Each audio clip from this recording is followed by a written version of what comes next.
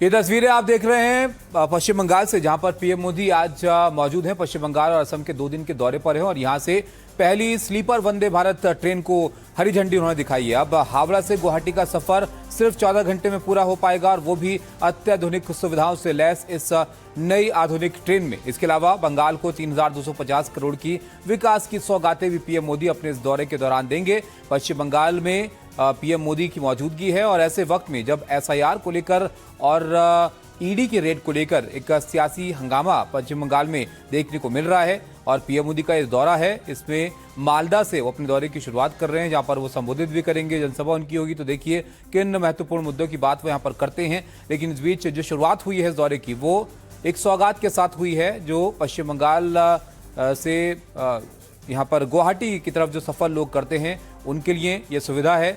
जो नई वंदे भारत ट्रेन जिसमें स्लीपर की सुविधा होगी, उसकी शुरुआत यहाँ पर की गई है। तो बता दें, प्रधानमंत्री के दौरे का फोकस साफ है, इंफ्रास्ट्रक्चर, कनेक्टिविटी और संस्कृति। प्रधानमंत्री का पहला बड़ा कार्यक्रम पश्चिम बंगाल के मालदा टाउन रेलवे स्टेशन से जुड़ा हुआ है। आप तस्वीरें भी देख रहे हैं, जहां से उन्होंने देश की पहली वंदे भारत स्लीपर ट्रेन हावड़ा से गुवाहाटी के बीच को हरी झंडी दिखा दी है।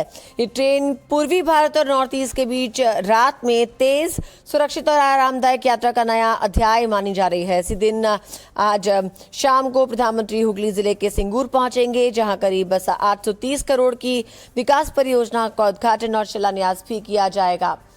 हमारे संवाददाता रतनदीप इस खबर पर हमारे साथ जुड़ गए हैं। रतनदीप, बताइए आज प्रधानमंत्री के कार्यक्रम के बारे में और इस ट्रेन के बारे में क्या खासियतें हैं?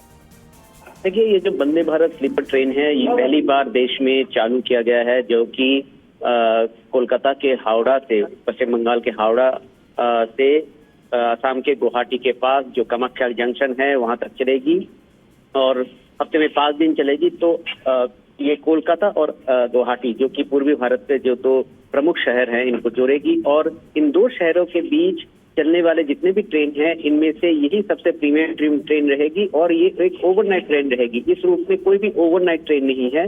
जो यात्रा का समय है वो भी 3-4 घंटे कम होगा।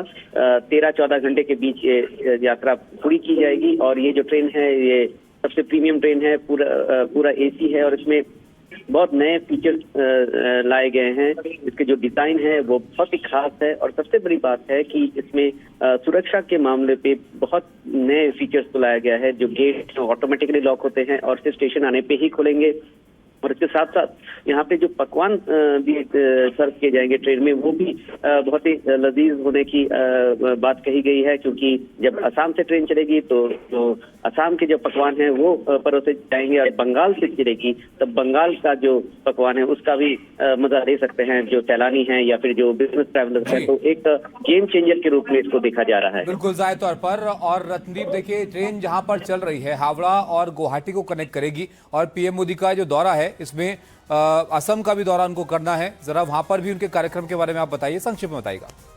देखिए, असम में पीएम मोदी आज शाम को पहुंचेंगे और पहुंचने के बाद ही शाम को गुवाहाटी के जो भोगेश्वर बरुआ स्पोर्ट्स कॉम्प्लेक्स है वहां पे वो एक रंगारंग कार्यक्रम का आयोजन किया गया है, जहां पे कि 10,000 जो डांसर्स हैं बोडो कम्युनिटी के, असम के जो सबसे बड़े ट्राइबल ग्रुप हैं बोडो, उनके कम्युनिटी के 10,000 डांसर्स रहेंगे और वो जो ट्रेडिशनल बोडो डांस है बगुडुम्बा, उसको परफॉर्म करेंगे। इसके पहले हमने देखा था बिहू के इस तरह से आयोजन किए गए थे, या फिर झूमर जो कि चाय जनजाति का जो नृत्य है वो भी दिखाया गया था। और प्रधानमंत्री मोदी ने तब फोकस किया था कि जो ट्राइबल ग्रुप्स है उनकी जो पारंपरिक डांस है उसको भी फोकस किया जाए और चुनाव के पहले ये जो कार्यक्रम है बहुत महत्वपूर्ण है।